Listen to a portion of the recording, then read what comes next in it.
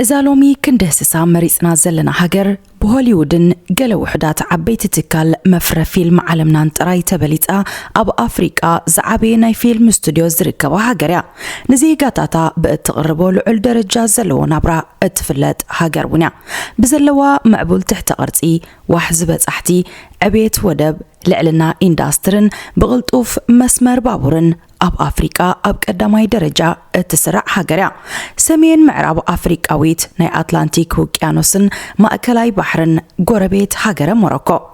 سلام تاير السعنان كبرات تخطاتلتي مستيات علم نلوم دما نهاجر موروكو زدهسس مدب حيزنا لكم متئنا لنا سناي مكتتال دهساسنا بتناي جيوغرافن هيسترن ممهرنا زي نجرنا أجرام حقتات نجمر إذا تريو زلخم كارتا ناي أهجرنا أفريقيا كارتا ترى يكونن أبز كارتا أوروبا ونلا أب مونغو أهجرات أفريقيان أوروبان ميديترانيان زبها البحري كمزلون أب مونغو كلتين أهجرات زركب ناي مريت رحكات كا اتزحت أرى 14 كيلومتر مخاني تنجرنا إذا حبريتا قنع جنكا جوجوي حبريتايو نأهجرات أفريقيان أوروبان زفلالين بحر ميديترانيان زيكونا إذا تعزبوا زلهم شو 10 متر زنوحاتو حد جنيا حد أوريو إذا نريا زلنا أب أهجر أفريقيا قبل أولو مريت هاجر موروكو تركب 10 نت بسلسة 40 كيلومتر صفحات زلوا 83 شحت عد أوروبيان زنبرولا كتمايا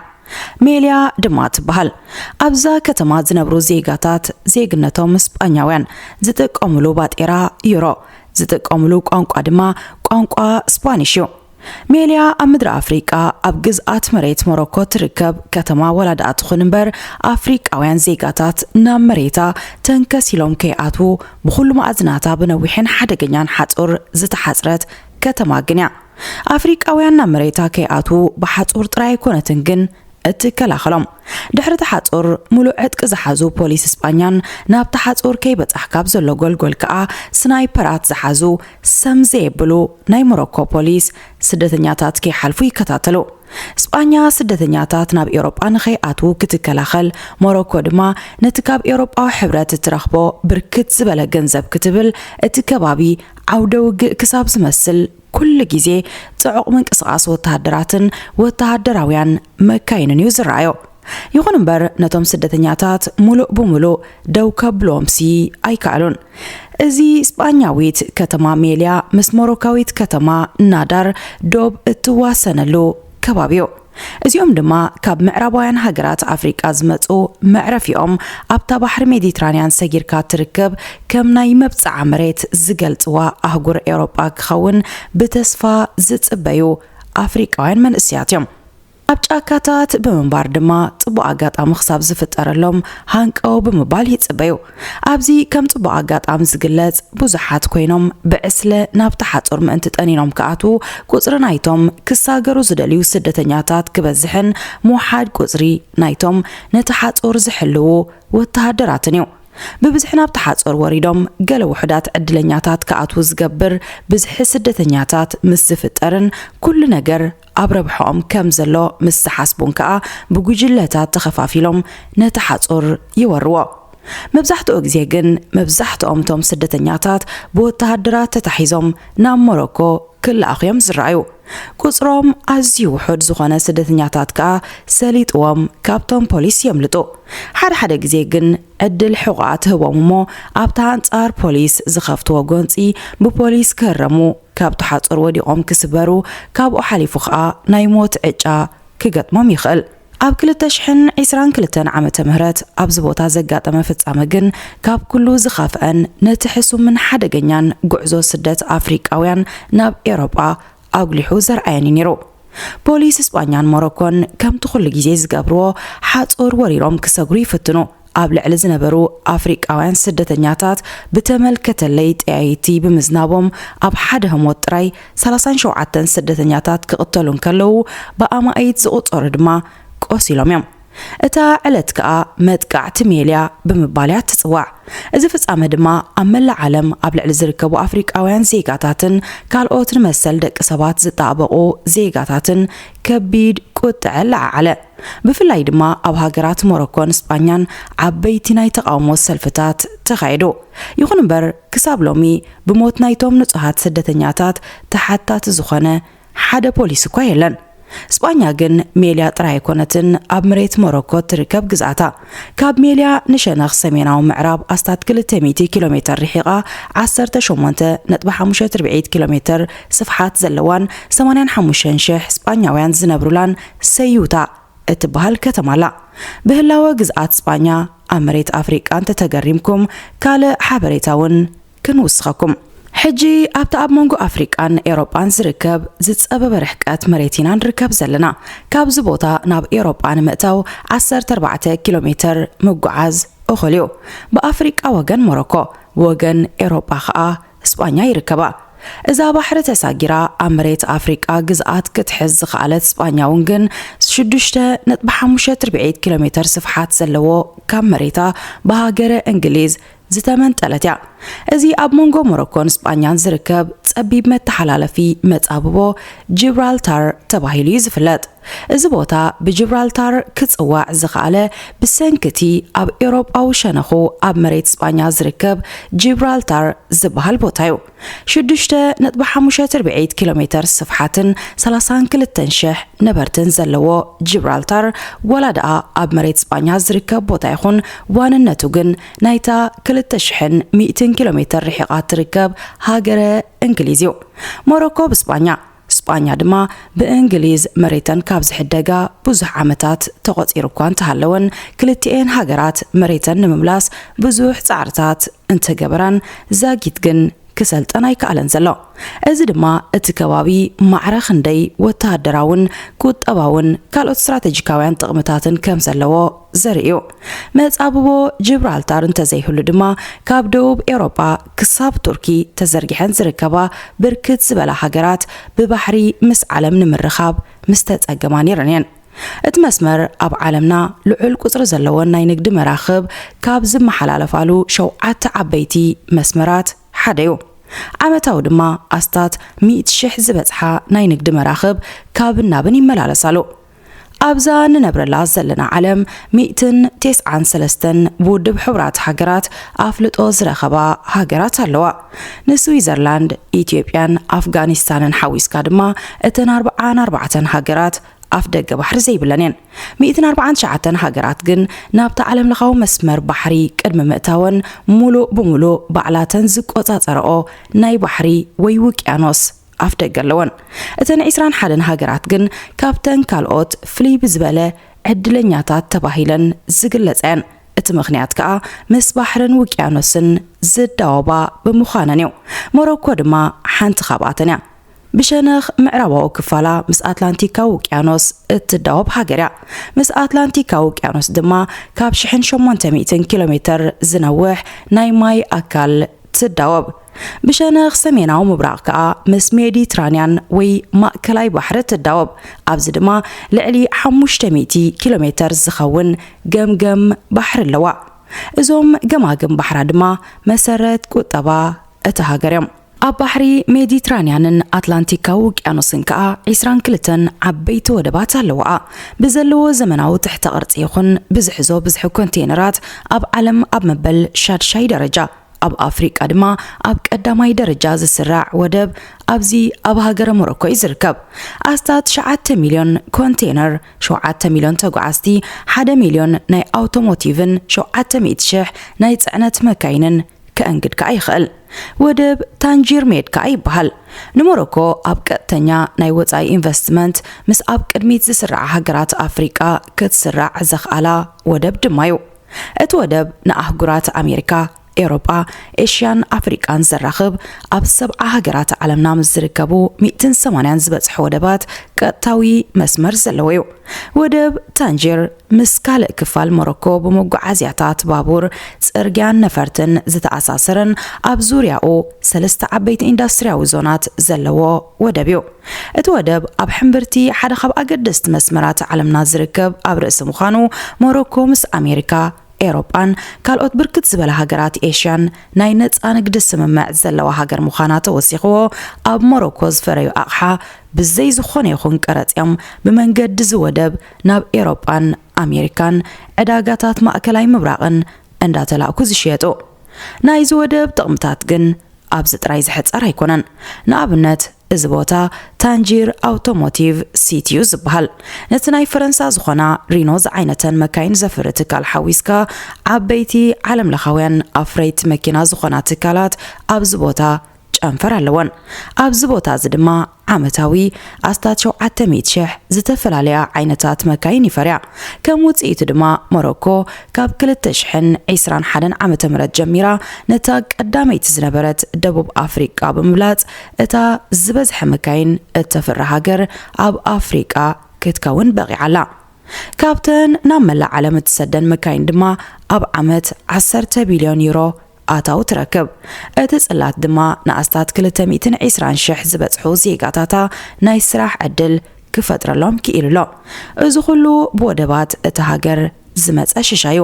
ብሉጽነትን ውፅኢታውነትን ጽላት ኢንዳስትሪ ሞሮኮ ግን መካይን ብምፍራይ ጥራይ ደው ዝብል ኣይኮነን ብልዑል ደረጃ ዝሰልጠነ ዓቕሚ ሰብን ዝተሓላለኸ መስርሓት ዘድልዮም ዝተራቐቑ ኣቕሓውን እተፍሪ ሃገር እያ ሞተረ ነፋሪት ድማ ሓደ ካብኡ እቲ ብምፍራይ ሞተረ ነፈርትን ዕዳጋታት ዓለምና ዝመርሖ ዘሎ ፕራት ኤንዲ ዊትኒን ሳፍራን ኤርክራፍትን ኣብ ሞሮኮ ጨንፈር ዘለወን ዓርሞሽሽ ትካላት ዓለምና እየን ሞሮኮ ንዓበይቲ ትካላት መፍረ ነፈርቲ ዓለምና ዝኾና ቦይንግን ከምኡውን ኤርባስን ኣቕሓ ነፈርቲ እተፍሪ ብጽላት ኢንዳስትሪ ዝበልጸገት ኣፍሪቃዊት ሃገር ኣብ 2030 ዓመተ ምህረት ነፋሪት ሙሉእ ብሙሉእ ኣብ መሬት ሞሮኮ ንምፍራይ ተግባራዊ ምንቅስቓሳት ጀሚራ ዘላ ሃገር እውን ታንጂር ግን ናይ ወደብን ኢንዳስትሪን ከተማ ጥራይ ኣይኮነትን ኣትላንቲካዊ ውቅያኖስን ማእከላይ ባሕርን ዝራኸቡላ ልዑል መጠን ዋሕዚ በጻሕቲ ዘለዋ ከተማ እውን ናብ ታንጂር ምስ እትመጽእ ድማ ኣብ ሓደ ግዜ ኣብ ገማግም ባሕሪ ኣትላንቲካዊ ውቅያኖስን ማእከላይ ባሕርን ክትዘናጋዕ ትኽእል ሞሮኮ ኣብ ኣህጉር ኣፍሪቃ ብዘለዋ ዋሕዚ በጻሕቲ ኣብ ቀዳማይ ደረጃ እትስራዕ ሃገር ንኣብነት ኣብ 2023 ዓመተ ምህረት 14.5 ሚልዮን በጻሕቲ ብምቕባል 10 ቢልዮን ዶላር ኣሜሪካ ኣታዊ ክትረክብ ክኢላ ኣብ ዝቕፅላ 5 ዓመታት ከዓ እዚ ቁፅሪ ብዕፅፊ ዓብዩ 26 ሚልዮን ክበጽሕ ከም ዝኽእል እዩ ተገሚቱ ዘሎ ግምት ጥራይ ግን ኣይኮነን ድሕሪ 4 ዓመታት ህዝቢ ዓለም ብምልኡ የዒንቱ ናብ ሞሮኮ ክተኽለን ዝገብሮ ሓደ ዓብይ ምኽንያት ኣሎ ንሱ ድማ ዋንጫ ዓለም 2030 እዩ ሞሮኮ ንደቡብ ኣፍሪቃ ስዒባ ዋንጫ ዓለም ናይ ምእንጋድ ዕድል ዝረኸበት ካልአይቲ ኣፍሪቃዊት ሃገር ክትከውን በቂዓ ዘለያ ሞሮኮ ስጳኛን ፖርቱጋልን ብሓባር ንዋንጫ ዓለም 2030 ከእንግዳ በፊፋ ተመሪፀን ዘለዋ ሃገራት እየን ሞሮኮን ህዝባን ኣፍቀርቲ ኩዕሶ እግሪ እዮም ዝሓለፉ ውሕዳት ዓመታት ከዓ ኩዕሶ እግሪ ንሞሮኮ ከፍቅር ዝተረኣየላ ዓመታት እዩ ነቲ ኣብ 2022 ዓመተ ምህረት ዝተኻየደ ዋንጫ ዓለም ቀጠር ወላውን ብውሑድ መጠን ተኸታቲልኩሞ ትኾን ኢኹም ኣብቲ ሊዮነል ሜሲ ዝነገሰሉ ውድድር ብዘርኣይቶ ተወዳዳሪ ብቕዓት ንኣርጀንቲና ስዒባ ደሚቓ ክትወፅእ ዝኽኣለት ሃገር እንተላ ድማ ሞሮኮ ብፍላይ ድማ ካብ ሃገራት ኣፍሪቃ ንኣህጉር ኣፍሪቃ ወኪላ ብተወዳዳርን የእማንን ብቕዓት ፍርቂ ፍጻመ ክትበጽሕ ዝኽኣለት ሞሮኮ ሕጂ ድማ ዋንጫ ዓለም ከተእንግድ ዝኽኣለት ካልአይቲ ኣፍሪቃዊት ሃገር ንምዃን ትሸባሸባላ እዚ ድማ ነዛ ብዘይብኡውን መስሕብ በጻሕቲ ክትከውን በቂዓ ዘላ ኣፍሪቃዊት ሃገር በጻሕቲ ዝያዳዚ ከዓስልዋ ካልእ ሰናይ ምኽንያት ከም ዝኾነ እዩ ዝግለጽ ቱሪዝም ን15 ሚእታዊት ካብ ህዝባ ናይ ስራሕ ዕድል ዝፈጠረ ኣብ ዓመታዊ ኣታዊኣ ናይ 7 ሚእታዊት ኣበርክቶ ዘለዎ ልዑል መጠን ኣታዊ እተኻዕብተሉ ጽላት እዩ ሞሮኮ ሓምሻይ ዝዓበየ መፍረ ፊልም ስቱድዮ ዘለዋ ሃገር እውን ኣብ ደቡብ ምዕራብ ሞሮኮ ኣብ ወሰናስን ሰሃራ ትርከብ ኦርዘዜት ተባሂላ ትፍለጥ ከተማ ከዓ ናይ ኣፍሪቃ ሆሊውድ ተባሂላ ትግለጽ ኦዚውድ ብምባል ዝጽውዕዋ እውን ኣለዎ ዊል ስሚዝ ብራድ ፒት አንጀሊና ጆሊ توم كروز، ليوناردو دي كابريو، جان كلاود فان دام بحصر زبله ناب هاجر موروكون كتما أورزازيتن بممصا فيلم زي قرصه تواسعي هوليوود يلن. جيم اوف ترونز، بريزن بريك، أتلانتيس، جلاديتر، زمامي، جول اوف ذا نايلن فيلمتات جيمس بوندن كابتوم كساب حجي اب موروكو تقريصهم زلو لعل 300 فيلمتاتن ناي تلفزيون دراماتاتن قال خطقاسو زخاليوم سمنايزوم كنت اقصام زصنحنا فيلمتات استقرصلو بوتا خا اتلاس استوديو يبحال بشحن 983 عامه مهرت بمحمد بلجيمي استبهله موروكاو منسي استمسرته كاب كتما أورزازيت 5 كيلومتر رحقا زركب استوديو دمايو ات استوديو ناي فيلم قرصاتا اب زيبلو غيزي نبصحتي كفوتيو بعالم درجه لعل تفتاونت زلوم فيلمتات بخمي كم استقرصن بلك ابي كم استقرصن كتفلت انت دليخا دما نحانت تيكيت 8 درهم موروكو كفيلكا ابتن فيلمتات نزلو فصامتات بموكاس بوتان فصامن بزريخات حاجاجز تتسنيخا دما نخلو كترئ تخل ات استوديو ام عالت بعالات كي ترفه كابسوني كساب سنبت كفوت كوينو نتحتي 5 عامات زعدميهم هصانات دما كفليت اي حاتتنيو ات كبابي اب غزي قرصا فيلم بسرحو سبمويا نايت عودي قرصا بزي هلوالو غزي دما ببصحتي صعق منقصقاس زرايلو بوتايو نبرت تكباب دما نبصحت بمتنقاد ربح زبله ገንዘብ كرخبو يرايو عبيت ناي هوليوود فيلمتات اب زقرصلو غزي دما ناي هنصا ماتيريال بمقراب يخون ابتي هنصا بمستاف بركت زبلو موروكاويان ترኦም يصاوتو እዚ ድማ نوزحات زيغاتات ناي سراح عدل بمفتار كم منጫታዊኦም ኮይኑ ከገልግሎም ይዝረአ ሓደ ጽቡቕ ገንዘብ ዘለዎ ሰብ ከመይ ገይሩ ንሓደ ጭው ዝበለ በረኻ ናብ ሃብቲ ከም ዝቕይሮን ንሃገሩን ህዝቡን ምንጫታው ዝኸውን ነገር ከበርክት ከም ዝኽእልን ከዓ መስራቲ ናይዚ ስቱድዮ መሐመድ በልጊሚ ህያው ምስክር እዩ እዚ 8 ቢልዮን በፂሑ ዘሎ ህዝብ ዓለምና ብህይወት ንኽቕጽል መግቢ መሰረታዊ ነገር እዩ ደቂ ሰባት ንመግቢ ካብ ሕርሻ ዝረኽብዎ ኮይኖም ንኹሎም ዝሕረሱ ኣካል ድማ ዘድልዮም መግብሎ ንሱ ድማ ዱኽዒ ዝበሃል ዱኽዒ ከዓ ናይትሮጅን ፎስፎረስን ፖታሽየምን ካብ ዝበሃሉ ማዕድናት እዩ ዝስራሕ ወዲ ሰብ ንዝሓለፉ ኣሽሓት ዓመታት ንመሬት ደጋጊሙ ብምሕራሱ እቲ ኣብ ከርሲ መሬትና ዝነበረ መጠን ፎስፎረስ እንዳተወደይ ዝኸይድ ዘሎ ስለዚ መሬት ሓሪስና ኣካል ዘሪእና ዓጺድና ክንበልዕ እንተደኣ ኮይና ፎስፎረስ ከድልየናዩ እቲ ጸገም ድማ ኣይኮነንዶ ኣብቲ ዝሕረስ ክፋል መሬት ኣብቲ ካልእ ቦታውን ፎስፎረስ ብጠቕላላ ተሳኢኑ ዘሎ ምዃኑ እዩ ብመሰረት ናይ ኣሜሪካ ጂኦሎጂካል ሰርቬይ ዘውፅኦ ትንበያ ምድርናን ደቂ ሰባት እትህቦ እትኽእል መጠን ፎስፎረስ ኣብ ምፅንቃቕ ደረጃ እዩ በፂሑ ዘሎ መጠን ብዝሒ ህዝቢ ዓለም በዚ ዘለዎ መጠን እንተወሲኹ እዚ ሕጂ ዘሎ መጠን ኣጠቓቕማ ፎስፎረስ በዚ ዘለዎን ተቐፂሉን ምቕናስ እንተዘይተገይሩሉን ከዓ ኣብ ውሽጢ 100 ዓመታት ጥራይ ማዕድን ፎስፎረስ ሙሉእ ብሙሉእ ነበርያ ነበረ ክኸውን እዩ ክሳብ ሽዑ ግን 8 ቢልዮን ህዝቢ ዓለምን ሕርሻዊ ንጥፈታቱን ኣብ ሓንቲ ሃገርዮም ክምርኮሱ ዝጸንሑ ንሳ ድማ ሃገረ ሞሮኮ እያ ካብቲ ኣብ ምድርና ተሪፉ ዘሎ ውሑድ መጠን ፎስፎረስ እቲ 70 ሚእታዊት ኣብ ከርሲ መሬት ሞሮኮ እዩ ዝርከብ ዓለምን ሕርሻዊ ንጥፈታታን ከዓ ዳርጋ ኣብ ኢድ ሞሮኮ እዩ ወዲቑ ዘሎ ክበሃል ይከኣል ብዘለዋ ብዝሒ መጠን ፎስፎረስ ንሞሮኮ ስዒባ ኣብ ካልኣይ ደረጃ እትስራዕ ሃገር ቻይና ኮይና ኣብቲ ሃገር ዘሎ መጠን ግን ካብቲ ኣብ ሞሮኮ ዝርከብ ብ14 እጥፍ ዝንእስ እዩ ن5 ሚእታዊ ጥራይ ድማ ይሕዝ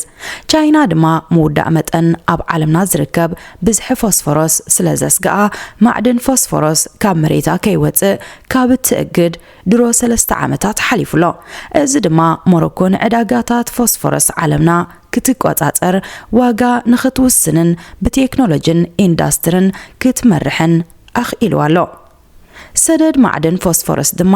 ن20 ሚእታዊት ካብ ጠቕላላ ሰደድ ሃገረ ሞሮኮ ይሽፍን موروكو بتحت قرصون زبل صقت هاجريا ناي أهجرنا أفريقيا زغلت أف مسمر بابورون أب هاجر موروكو يزركب البراق دماي بحال أب ساعات 320 كيلومتر زحمباب مسمر بابور دمايو أزي بغلت شحن 18 عام تمرت أجلجلوت مهابس جمرة مسمر كاب كتما كازابلانكا ناب كتما تانجير زرقح كوينو نتحمش ساعات زوسد زنبرة كاب النابن اتن كتماتات زقبر قعزو ناب كلت ساعتات راي كورد زخ على مسمر دمايو اتزاقرم دما مبزحتين هاجرات أفريقيا أيكونندو كمز عينت مسمر بابور بخمز عينت زمناو أقباب استهانسة معرفو نفرتون زي بلن مخاننيو ازقن معرفو نفرت زي كونه اب كتما كازابلانكا زركب ترمينال بابوريو بمسمرات مقعزيا بابورن نفرتن ببلوصنا درجات صرغياتات بصعات بتمرتي بتعنان كالوت مسرتاويان معقنيتات حابتن بلصقنان حانت هاجر موروكو مس هاجرات اوروبان تزي كوينو مس هاجرات افريقيا اي تودادرنيا انت تودادرتكا اب قداماي درجه تسرع هاجرا موروكو ببلوصنتن قداتها نانصان كاب زفلط هاجرات افريقيا قداميت خوينا كتما ماراكش دما اتا قند موكسيت كتمايا اتا قياح كتما تباهيلا دما تفلط اتا كتما مس ባህልን አነባብራን ሕብረተሰብ አማዚክ ወይ በርበር ንነዊሕ ዝጸንሐ ምትእሳር ኣለዋ እታ ኣብ ገማግም አትላንቲካ ውቅያኖስ ተመስረተት ካሳብላንካ ኸኣ ብብዝሒ ህዝቢ እታ ዝዓበየት ከተማ ዘሃገርያ ናብ አትላንቲካ ውቅያኖስ እትጥምት ከተማ ብምዃና ድማ ኣብ ገማግም ባሕራ ክትዛናግዕን ኣብ ጎደናታታ ክትዛወርን ተመራጺት ይገብራ ናብ ካዛብላንካ ክትመጽዕ ዕድል ተዳረኺብካ ናብ ገማግም ባሕሪ አትላንቲካ ውቅያኖስ ብምኻድ ምሸት ፀሓይ ክትዓርብን ከላ ክትሪአን ነቲ ኣብ ምዕራባ ኣብ ኣባይቲ ካዛብላንካ እትፈጥሮ ድምቀት ብምርኣይ ከዓ ዘይሓስስ ዝኽሪ ከተትርፍን ትኽእል ህንጻታት እዛ ከተማ ኣብ ግዜ ቀዳማይ ኩናት ዓለም ዝውቱር ብዝነበረ ቅዲ ኣተሃናንጻ ዝተሃንጹ ምዃኖም ድማ ፍልይ የብሎም ህንጻታት ካዛብላንካ ካብ ካልኦት ከተማታት ሞሮኮ ብዝዛየደ ጽልዋ ፈረንሳ ጎሊሑ ዝረኣየሎም ውን ካዛብላንካ ሕምብርቲ ጽላት ቁጠባ ሞሮኮውንያ ካብተን ኣብ ሞሮኮ ዝመደበረን ኣፍረይቲ ኩባንያታት ከዓ ልዕሊ ፍርቀን ኣብዛ ከተማየን ዝርከባ ኣብ ወደብ ዝተመስረተት ከተማ ምዃና ዝያዳ ተመራጺት ከም ዝገበራ ድማዩ ዝግለጽ ንፍርቂ ናይቲ ባንክታት ሞሮኮ ዝንቀሳቐስ ገንዘብ ውን ከተማ ካዛብላንካ ተንቀሳቕሶ ናይ ዓለምና ዝዓበየ ፋብሪካ ፎስፌት ውን መደበሩ ኣብዛ ከተማ እዚኣዩ ኣብ ገምገም ባሕሪ አትላንቲካ ውቅያኖስ ደሚቑ ዝርአ ብዕቤቱ ኣብ ሻውዓይ ብንውሓት ሚናራ ወይ መእዘን ድማ ኣብ ዓለም ኣብ ካልኣይ ደረጃ ዝስራዕ መስጊድ ሓሰን ካልኣይ መደበሩ ኣብዛ ከተማዩ እዚ መስጊድ ኣብ ውሽጡ 25000 ኣብ ደጊኡ ድማ 80000 ብጠቕላላ 105000 ኣመንቲ ኣብ ሓደ ግዜ ክሕዝ ዝኽእል እዩ ካብተን ናይ ሰላት ግዝያት ወጻኢ ንበጻሕቲ ክፉት ብምዃኑ ከዓ ናብ ውሽጡ ብምእታው ነቲ ውቁብን ዓብን መስጊድ ብኣካል ክትዕዘቦ ትኽእል ካዛብላንካ ብትሕቲ ቅርጽን ሜዳታት ኩዕሶን ብልጽቲ እትበሃል ከተማውንያ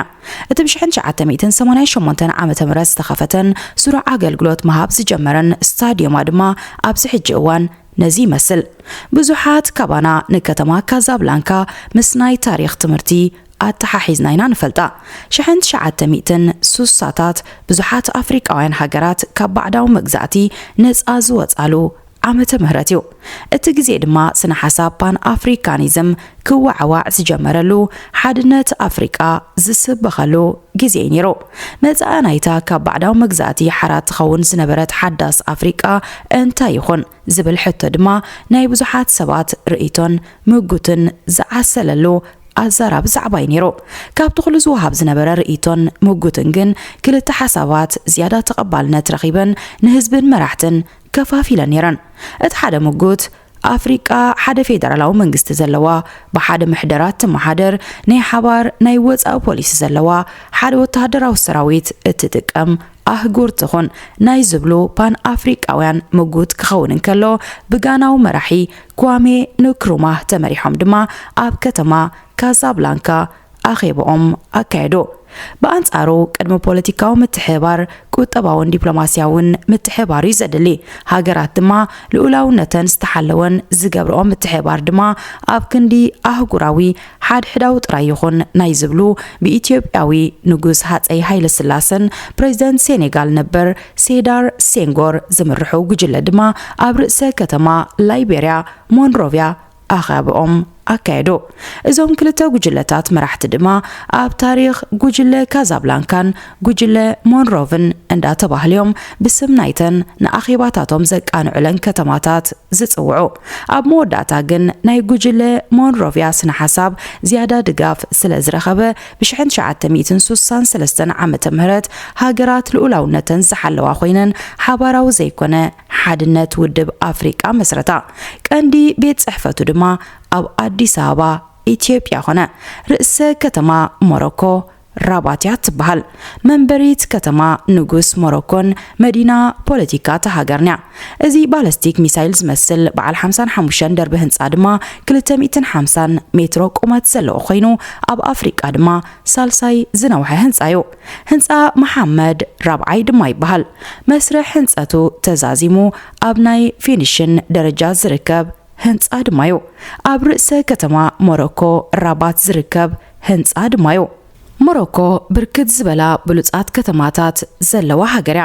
ሸፍቻወን ድማ ሓንቲያ እታ ሰማያዊት ከተማ ተባሂላ ድማ ትግለጽ በቶም ኣብ ቆባትን ሰማያዊ ዝሕብሮምን ጽርግያታት ዝስርሑ ናይ ቲክቶክን ኢንስታግራምን ቪዲዮታት ግኑን ስም ዘትረፈት ከተማ ድማያ ንኢንስታግራምን ቲክቶክን ዝኸውን ኣሳእል ክትሰኣል ምስትደሊ ድማ እዛ ከተማ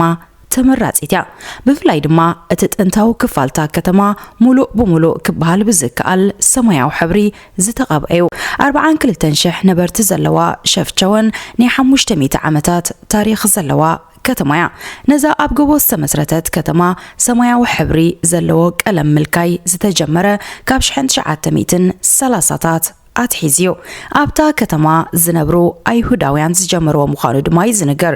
እቲ ሰማያዊ ሕብሪ ነቲ ዝረአ ሰማይን ነቲ ዘይረአ መንግስተ ሰማይን እዩ ዝውክል ድማ ይብሎ ናብ ከተማ ሸፍቸወን ክትበጽሑ ዕድል እንተዳረኺብኩም ካብቶም ብባህላዊ መንገዲ ዝእለሙ ግርማ ሞጎስ ዘልብሱ ልብስታቶም ንመዘከርታ ዝኾነኩም ክትገዝኡ ከይትርስዑ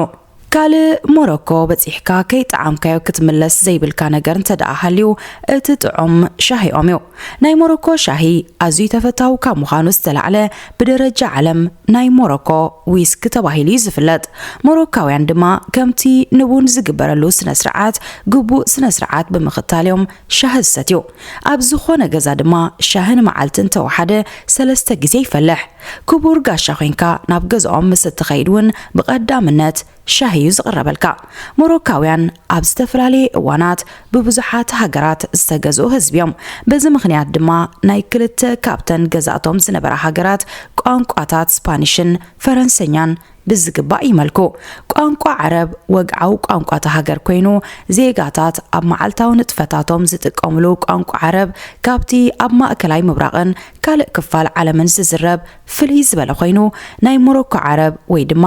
ዳሪጃ ተባሂሉ ይፍለጥ ናይ ማሕበረሰብ ኣማዚክ ቋንቋ ዝኾነ ቋንቋ በርበር ድማ ካልእ ብሰፊሑ ኣብ ጥቕሚ ዝውዕል ካብ 2011 ዓመተ ምህረት ጀሚሩ ማዕረ ቋንቋ ዓረብ ወግዓው ቋንቋ ሃገር ኮይኑ ዘገልግል ዘሎ ቋንቋ እዩ ሞሮኮ ብዙሓት በጻሕቲ ዘለዋ ሃገር ብምዃና ከዓ ውሑድ ዘይበሃል ካብ ህዝባ ቋንቋ እንግሊሽ ይመልኽ እዩ ሞሮኮ ታሪኻዊት ሃገር ውንያ ናይ ምድርና ናይ መጀመርያ ዩኒቨርሲቲ ድማ ኣብዛ ሃገር እዚኣ ይዝርከብ አልቁራዊን ድማ ይበሃል ንጉሳዊ ስድራቤት ሞሮኮ ድማ ካብቶም ክሳብ ሎሚ ንህዝቦም ዘመሓድሩ ዘለዉ ነገስታትን ንንግስነት እንግሊዝ ስዒቡ ካልኣይ ዝነውሐ ዕድመ ቁፂሩ ዘሎ ስሩዕ መንግስታዊ ኣመሓዳድራ ዘለዎ ንግስነት እዩ እዚ ሕጂ ዘሎ ንግስነታዊ መንግስቲ ድማ ካብ 1631 ዓመተ ምህረት ጀሚሩ ንዝሓለፉ 400 ዓመታት ኣብ ስልጣን ዘሎ ንግስነት ኮይኑ እቲ ሕጂ ንሞሮኮ ዘመሓድር ዘሎ ንጉስ ድማ መሐመድ ሻድሻይ ይበሃል 37 ሚሊዮን ህዝቢ ዘለዋ ሃገር ሞሮኮ ንሓንቲ ካብ ሓያላን ሃገራት ዓለምና ዝኾነት ኣሜሪካ ናይ ሃገር ኣፍልጦ ዝሃበት ቀዳመይቲ ሃገር ውንያ ሞሮካውያን ብፍላይ ድማ ሕብረተሰብ ኣማዚግ ኣብ ዝጻወትዎ ሙዚቃን ዝኽተልዎ ህርመትን ምስ ባህላዊ ህርመት ሙዚቃ ትግርኛ ብዙሕ ዘመሳስል ከም ዘለዎ ይዝነገር። እዛ ህዝቢ ኣማዚግ ኣብ ሙዚቃዊ ህርመቶም ዝጥቀሙላ መሰንቆያ ክትብላ እትደፍር መሳርሒት ሙዚቃ ድማ ነዚ ሓቂ እዚ እተረጋግፅያ።